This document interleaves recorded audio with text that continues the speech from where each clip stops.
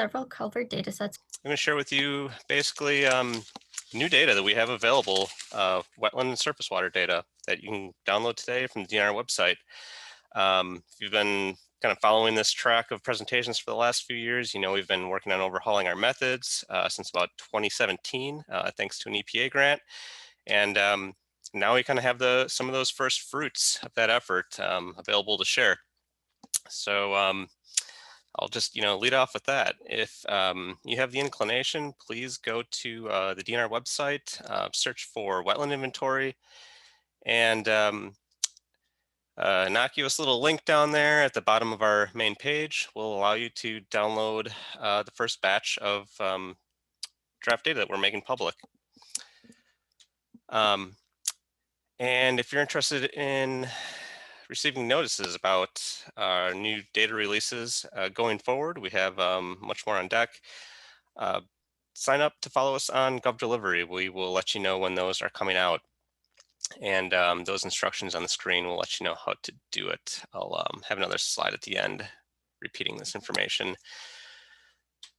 Okay, so I guess just to do a quick recap, if you haven't seen some of our presentations in past years, up till 2015, this is where we came from. It was stereo pair, hard copy drafting, scanned, very painful and slow, and better than what could be done with older data sets of elevation and imagery, but still left a lot of room to be desired. After several decades of this, in 2016, we achieved full coverage of the state using orthorectified data from these hard copy scan and digitized methods. We had in the neighborhood of 800,000 plus polygons and 730,000 wetland points that were simply too small to delineate. Because after all, this is what the drafting environment looked like. We were literally physically limited by the thickness of pens and how small you could draw objects on a piece of photo paper. So enter our 2016 overhaul pilot study grant, whatever you want to call it. This was funded by a generous grant through the EPA's Wetland Program Development Grant Program. We had three main goals. That was to develop NWI compatible drafting methods for wetland and surface water mapping and actually implement those methods across 10 HUC 12 watersheds and the area equivalent to a county. For anyone who keeps track of these things, the average county is about 450,000 acres. Then we were to perform an accuracy assessment of that new data and do a feasibility study of the statewide implementation. I will not go into all of those steps, but just suffice to say that's what was entailed in this grant. We also had the objectives of using publicly available LiDAR and high-res imagery. Goals were to improve wetland detection, boundary accuracy, and really remap all wetlands and surface waters concurrently. Wetlands and surface waters, they're just different manifestations of the influence of hydrology on the land. So in a lot of cases, a river or a lake is maybe directly connected to an adjacent wetland. Does not make sense to map these things separately. And indeed, if you look at the current national wetland inventory standards set by the U.S. Fish and Wildlife Service, you will see that all mapping of wetlands now in continental United States is to include surface waters with those wetlands. Those 700,000 points that I mentioned are all getting replaced with delineated polygons in time, I should add, not yet, but the biggest shift probably is, one of the bigger shifts is that we're resuming in-house production of wetland maps. For the last several decades, we worked with a very good trusted contractor in the Upper Peninsula who did a lot of that drafting on those hard copy images. Now we're starting to do the drafting in-house. And really, we want to explore the richness of the LiDAR and imagery data available to us. So going beyond those minimum NWI standards as, again, set by the U.S. Fish and Wildlife Service. So, those stereo pair images, they weren't so bad when this was the traditional elevation product that we had to work with. Very pixelated and really only a general guide. But, enter in the last decade, high resolution LiDAR imagery. It's been a huge game changer, really rendering those stereo pairs obsolete. Um, and then, what you really need to guess, I want everybody to keep at the front of your mind is that, when you're talking about wetlands, terrain is intrinsically linked to wetland extent and the hydrology, the hydrologic function of those wetlands. And high accuracy LiDAR really allow us to see with unprecedented clarity how these wetlands, how they function. It's a primary data source for us now to draft new wetland maps in conjunction with high resolution imagery. But we're finding that, again, effectively visualized LiDAR, it makes our decisions more consistent and accurate with fewer errors. So it's a pretty big deal for us. I hope you all can forgive me for this cartographic sin of a map, but I'm going to show you where we have projects coming through the pipeline, both in terms of what's being shared right now on the DNR website, and again, coming through the pipeline. So what's available for download now is 24 Huck 12 watersheds covering about 443,000 acres. Excuse me. Labeled here. And in terms of what that shakes out to, in those 443,000 acres, our most recent WWI data using those older methods had mapped about 57,000 acres of wetland. For those of you who are familiar with wetland mapping at the federal level, what they do is they basically take our wetland data and then they kind of create a mashup using the NHD data set. So they essentially burn in streams, rivers, and any water bodies that are captured in NHD. So that does add acreage, but fundamentally the data's accuracy is again, it's an average of the NHD and the WWI, the previous versions of the WWI. But with the new watersheds that we've mapped, we've captured about 83,100 acres of wetland and surface water. So the great thing about the methods that we're going ahead with is that they're really allowing us to capture a much more complete picture and have confidence in that picture in terms of where the wetlands and surface water are on the ground. So that 17,700 acre increase amounts to actually a fairly whopping 23.7% increase in terms of mapped area, and that's just over. Oh, you know what? Let's see. It looks like actually I might have a little math error. So it's probably a little less than 23%. I'll have to fix that on the final version. I apologize, but still, we are looking at a double-digit increase in terms of a mapped wetland and surface water area. This is why you do a recording, so I don't have to subject folks to that. So moving on, what we have on deck here, coming soon, I would hope in the next few months, are 14 additional Huck 12 watersheds consisting of about 244,000 acres. And then in progress here, we have 11 more Huck 12 watersheds that we are mapping for the U.S. Fish and Wildlife Service in association with Eastern Massasauga rattlesnake habitat that's covering 471,000 acres, much of it in the Central Sands and then along the Mississippi River as well. And once we have those done, we only have 1,777 more watersheds to go. Piece of cake. But I'll give you a few examples of, again, if you're able to unpack this data, we're really hoping people will take a look. But before we had LiDAR, everything was based off the photo interpretive standard. And actually the National Wetland Inventory is still based on a photo interpretive standard. They don't even mention LiDAR in their methods. But if you're just looking for photographic signatures, what you need is a shift in, some kind of an image signature on the ground. And so, this is up in Bayfield County, I'm sorry, Ashland County on the Lake Superior clay plain. It's an incredibly complicated landscape. But if you're just out, working in ArcGIS, trying to create polygons based off of an image, this might be the kind of thing that you come up with. You can kind of see there's a shift from trees to a shrubbier landscape.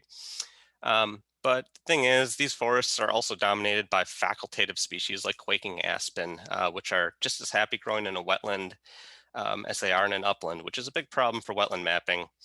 And indeed, when we look at that bare earth LiDAR, we realize, boy, there's a lot of depressions on this landscape that are probably connected and were not captured. So this is, one of the big reasons why we're plowing ahead with these updated methods. It's just, it really pulls the wool out from in front of our eyes and allows us to better capture connections on the landscape and make sure we're not, creating maps that are basically topographically inconsistent. So, a little patchwork on this map shows that there was probably more wetland acres missed than captured in this small example. Again, the clay plain is a very difficult landscape to map in. I don't say that to make an example of who made the map, but again, this is why we're going in that direction of relying pretty heavily on LiDAR. I'll give you another just quick example of how this data is shifting, and actually I'll have a few more as I show some of the watersheds that we've prepared for mapping, but this is another sort of extreme end example of what the difference can look like. So we have about 1 square mile here, and what you see on the screen is the previous WWI based off of hard copy digitization, a lot of point symbols and some map polygons, a few streams. And this is what that newly drafted data is looking like. So all those point symbols are going away and getting replaced with a fully delineated polygon. So in 1 square mile here, we replaced 126 point symbols and actually captured 53 extra acres and added 2 intermittent streams. So, there are huge gaps in the data that we have now, and just want to emphasize that, our work is not done. We have a long way to go. All right, now this example that I'm about to share is from Forest County, Wisconsin. This is in Central Forest County, occupying part of the Upper Rat River watershed. And we recently did a collaboration with the U.S. Forest Service during the COVID restricted era that we've been in the last couple of years, where we mapped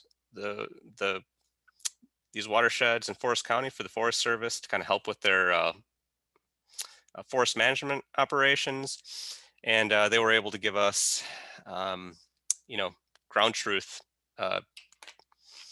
feedback. So it was a very helpful collaboration.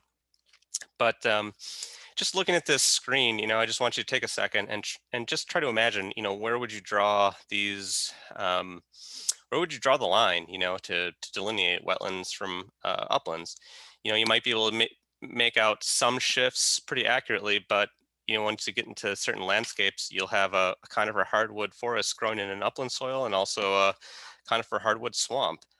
But again, switching to that LiDAR view and effective visualization, we're really capturing things with an order of magnitude more detail, and also capturing pretty important properties of wetlands, like these wetlands that have organic soil. The reason that you see a big flat wet plain mapped in this image is because of all the thousands of years of wetland plant material waterlogged, which can't decay, forming thick layers of peat.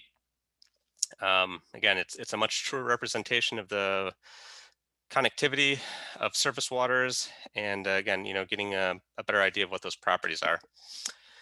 And here is with the image back on, again, you can see some of these lines threading that needle between upland and wetland based on the shift of slope between upland and wetland.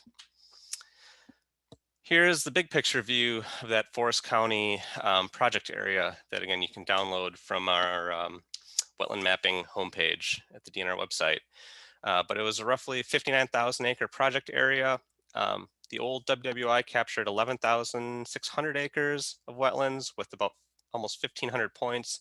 When you added the water bodies in through the NWI update, that bumped things up to 13,200 acres. But now, with this most recent revision, we've got about 15,400 acres of, combined wetland and surface waters. So about a 17% increase over even that most recent NWI combination, and over a 30% increase in mapped area from the previous WWI. So these are pretty significant updates for resource mapping in Wisconsin. Another watershed you'll be able to download if you so choose is the White Sand Creek Huck 12. This is a smaller watershed at only 10,880 acres. Not, I guess it's important to note that, not every watershed is going to represent a huge change in terms of area over old mapping. On this map, we only marked a 3% increase in mapped area over the NWI 2.0 data. It's still, though, with the inclusion of water bodies, does represent a big increase over previous WWI. One thing I'll add too is that the previous WWI, because a lot of those stereo pair images were flown in leaf-off conditions, did a very bad job of capturing aquatic beds, which is something that was supposed to be mapped in the WWI, the previous classification, and also in the NWI coordinate classification system, but it just didn't get captured often because the interpretation was done on leaf-off when a lot of those plants have disappeared. In any case, so even though there's only a 3% increase in area, that might not seem worth the effort. This is one area where I think this new mapping really shines. Here, I'm just showing you a kind of a quick rehash. I don't know about you, but I get kind of tired of looking at data that doesn't actually match what the imagery shows. And with our updates, we're really snapping our polygon features to match reality. So again, you can kind of see that difference. You can really see the result of what happens when you have, say, rivers and the connected wetlands mapped through two very different, completely separated processes. When you start mapping things together, all of a sudden, hey, the data fits. So, our hope is that someday this might become source data for some updated hydrography database. And while we don't have any official updates planned, the WWI as part of our workflow, we will continue producing this hydro source data because, again, it's efficient for us to do so in our workflow. Another area I'll share with you, we have the Sheboygan River area of concern. This is a just short of 54,000 acre project area. Previously, the WWI only had 680 acres mapped and about 1,000 point symbols. When conflated to NWI standards, that came up to just under 4,200 acres. Now with the most recent WWI remap, we have about 5,100 acres. So again, another increase, which again, we think is encouraging. It's both good for our customers and natural resource managers to have some better certainty on where wetlands are on the landscape. Not every watershed, though, are we capturing increases in wetland acres, and that's potentially for reasons that are beyond my understanding or the scope of this presentation. But we have another mapping area in Greene County, Wisconsin. This is in the Driftless area, about 67,000 acres. And here, we actually saw a pretty significant decrease in wetland acres. Part of that might reflect changes in land use. So fields that were formerly left fallow may have been put back into production. One thing that we can't capture is actually farmed wetlands if they've been drained enough that they are not, causing any kind of, the drain conditions are not causing any kind of crop stress that is no longer considered a wetland. So those are not being captured, and that might be one reason why there's a decrease in acres. Another reason for change is that the current kind of conflated NWI data set, they buffer any riverine feature to a 6-meter width. So in a lot of cases, the very tiny creeks in the driftless area are not actually 6 meters wide. They might only be 1 to 3 meters wide. And here, this is another case where we're making the effort to more accurately capture the true dimensions of those features. So can be a little hard to say, but that is, I guess, one of the reasons why programs like the Status and Trends program exists at the federal level, to kind of look at a big picture view of how wetlands are changing on the landscape.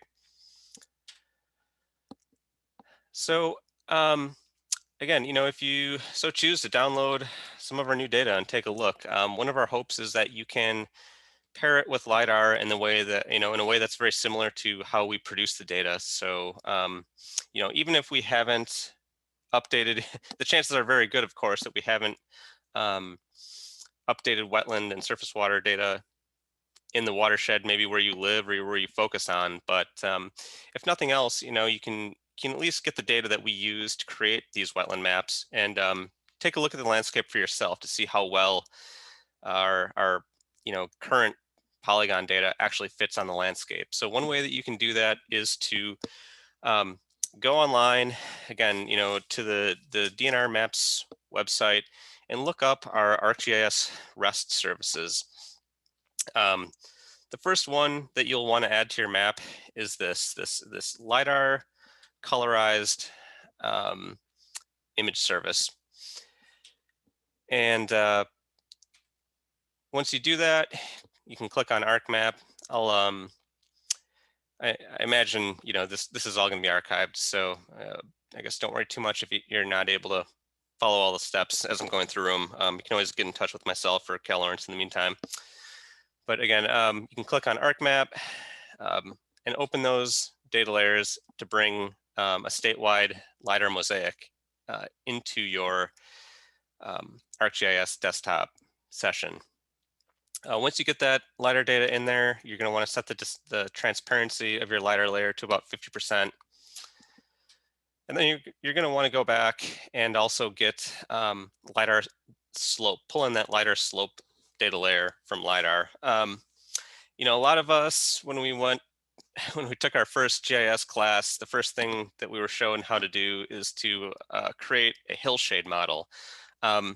We're strongly encouraging people to use slope, though, I guess, when interpreting the landscape through LiDAR data. There's just a lot of problems associated with hillshades. And again, we just won't go into them here, but just want to encourage you to use slope over a hillshade. So you can open that slope layer service, repeat the previous 3, 4, and 5 steps, and then tuck that slope underneath your colorized LiDAR layer in ArcMap. Once you do that, you'll get something that's very similar to the view of the landscape that we are using at the Wisconsin DNR to create new wetland and surface water maps. So again, if you have the chance, we'd love it if you could download our new wetland data, take a look, try it out for size, and see what you think. So this is the link that you'll find the a zip geodatabase for download. And again, we just would love to hear what you think. Any and all feedback is great. The other thing I'd like to bring folks' attention to, we do have a draft wetland mapping SOP. So if you kind of have a question about how the sausage gets made, you can download that mapping SOP document, and you can at least hopefully get a sense of what we're thinking about and what we're looking at as we produce these polygon features. So that SOP is also on that same wetland mapping landing page, hosted as a PDF on current wetland mapping methods. So yeah, again, there is a step-by-step breakdown of how to visualize LiDAR in this document, data drafting techniques. This is an evolving document though, so again, it's been a long haul over the last few years to get to this point, and things are still evolving. And lastly, one thing that we hope to have coming very soon, if you don't have access to desktop GIS software, which I imagine is a small minority of not too many folks in this crowd, but it is coming to, we're getting this data ready to be hosted on the surface water data viewer. And actually that link I have on the screen here is not the correct one for the surface water data viewer, but you can get to it through the wetland mapping landing page on the DNR website. Right there. So, and again, if you want to be informed about updates as they develop, I would hope in the next few months we'll have at least another 100,000 acres of wetland mapping kind of ready for upload. We will let you know about those updates through Gov Delivery, and you can sign up kind of by following the instructions on the slide there. And with that, it looks like I'm just about out of time. We do have do want to thank the Wisconsin Coastal Management Program, our friends at NOAA, for funding much of the work that we do, in addition to staff at the EPA, the Region 5 Wetland Program Development Grant. Without that grant, much of the work that we've just developed over the last few years would not have been possible. So our thanks to them. And we will take any questions that you might have and leave it there. Thank you very much. There's a couple questions in the chat here. The first one is, what is your latest estimate cost of mapping a section on average? And yeah, does that, great question. It depends who's mapping. It's kind of like, we can have these methods documented, to a T, but just like if you give instructions to someone who's never built a house on how to build a house, there's a large learning curve. So, that's an evolving figure and it's changing. I think though there's 3 DNR staff that currently work on wetland mapping. If you average us all together in terms of how long it would take the 3 of us combined to remap the state, we're at a pretty long time right now. I think it's somewhere in the order of like 60 to 70 years. That obviously has to come down, and both staff and methods need to get better. But we're pretty confident that we're on the right track here in terms of how we're approaching the production of these new maps. That sounds great. I'm assuming that includes doing the hydrology also. Sorry, I'm trying to find the chat box here. Here we go. That is the middle there. Oh yeah. So Vilas County hydro data. Yes. So one thing I didn't cover is just that. So with the LiDAR deliverables that are sent to the counties, those counties that have had hydro break lines produced, we are absolutely looking at those, and in some cases copying and pasting those as a low-hanging fruit, kind of free polygon windfall for sure. So I can say I'm very confident that in that Vilas County watershed, we definitely used several of those directly. Okay. What is the scale that you're mapping at? I'd say the nominal mapping scale is 1 to 2,000. So most other mapping, like the mapping that was recently done in Minnesota, not to draw too direct comparison, that was done at 1 to 5,000. So we're getting probably about 4 times more information at a 1 to 2,000 scale. Okay. And then is there any coordination of the wetland and hydro work with the federal funding to update hydrography? Not that I know of yet. if anyone's got leads though, I mean, send us over. You know, there's only right now, again, there's the equivalent of 2 full-time people working on wetland mapping, so it's kind of a constant it's a constant game of trying to keep up. James asked, what does Kelvin cost? I will let Kelvin answer that. I'm priceless. And we're, like Chris said, I'm probably the slowest one when it comes to mapping. But like you said, we're all trying to improve as we go. Can you post the links to your webpage, your main one, in the chat? Sure. Sure. There you go. Thank you. And anyone, feel free to email me directly if you have more questions, and I can send out information. That's great. Thank you very much.